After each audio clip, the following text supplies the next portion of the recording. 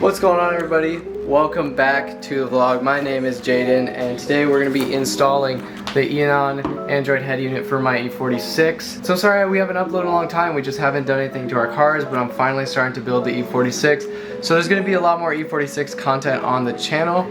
So I already pretty much unboxed everything, but I'll go through it now. As soon as you open up the box, you're greeted by the let's go on a road trip thing that it says here. You open that up, and this is literally like all the crap. So over here you have the instruction manual. It's pretty sweet, glad it came with that. I also got it with the OBD2 sensor and the dash cam, which I'm very glad I got that with. And then I also got a backup camera as well, which is super sweet.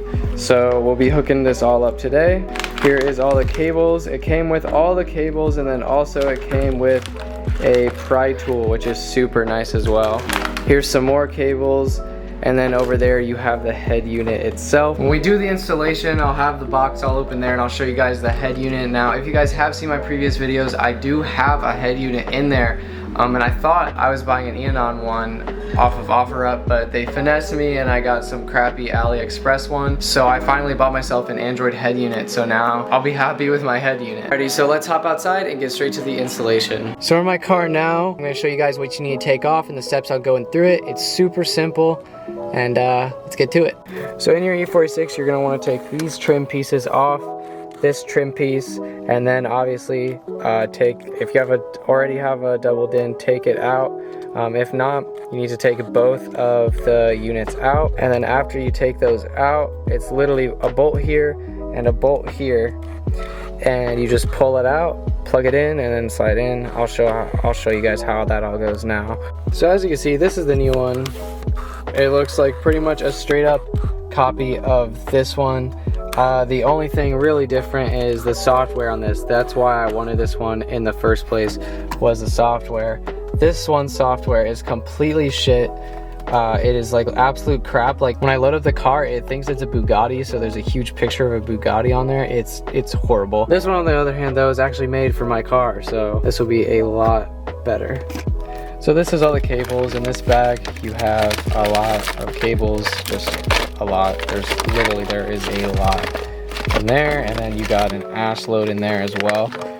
This is the main things you hook up, so we'll put that to the side for now. But everything we're gonna need when we're first installing it is right in here. I'll just dump all this out so you guys can see how much shit there is. And yeah, there's a lot, so let's get to it. So luckily, Eonon was nice enough to provide a pry tool so I can take my trim off without using a hammer, which is what I used before.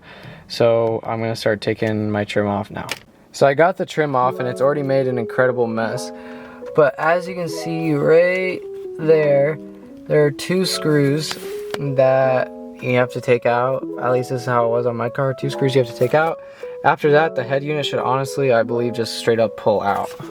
So after that, yeah, my head unit literally just pulls straight out, and there's the world's scariest of wires.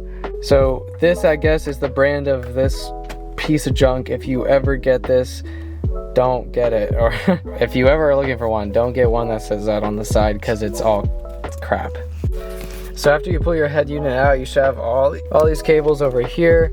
By the way, this head unit was extremely hot when I pulled it out, so be wary for that. But have all these cables here, and it's honestly simply a direct plug and play. And take the cables you got here, put them in there. Obviously, it doesn't look that bad. Start with this one right here. This is the antenna, I believe. It's simply, to my knowledge, hold up.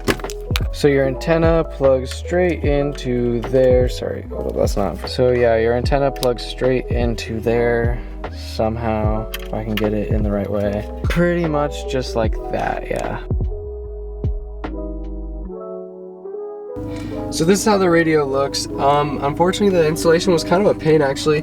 Tucking in all the wires caused my trim to kind of not stick in very well. It's like this. Kind of see it's kind of loose and whatnot. Doesn't look like the best, and also the screen is dirty as hell. So I have the iDrive launcher on currently, and so this is what it looks like. So in the iDrive launcher, this isn't what it will come with, but you have all your apps and stuff like that. It's pretty nice actually. I downloaded this equalizer app to help with the sound, because even with my amp settings it still feels a little bit lacking. And something I noticed is even when you get the 2GB RAM model and you open up Spotify, it is still pretty laggy, and it's kind of disappointing that it's that laggy. And my god, the damn screen is so freaking greasy, good lord. But as you can see, it's taking forever to Spotify to load and all that stuff, and it's not as responsive as I'd like it to be. You can set up Android Auto. They say you need the dongle for it. You don't. So you can set that up, and that's okay. But using Android Auto, Spotify, and the maps all at once is kind of just a pain. So I usually just leave it alone. I'm not getting copyrighted right now. So if I open up maps, it like takes forever to load like any of the destinations and stuff like that. If I click restaurants, it just won't. It's little stuff like that bug me about this head unit, but other than that, it's okay. So for the amount of money, which was $270, would I buy this head unit? No.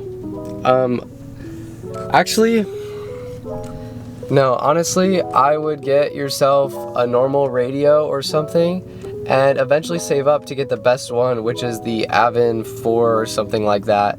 It's like $500 to $700, but it'll last you forever. It has every feature you could ever want, and it's perfect. It's perfect. So that is the radio I would go for. The Eonon one is great if you still want a starter radio that looks like the Avon one, or just has a touchscreen and all that stuff.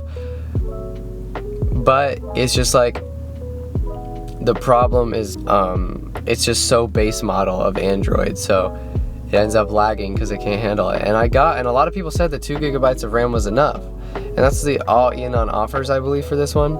So I got that. It's definitely not enough. But the Avon one, you can actually have the processor from your phones in it. I think it goes up to 16 gigs of RAM. It's like crazy. It's literally like buying a phone.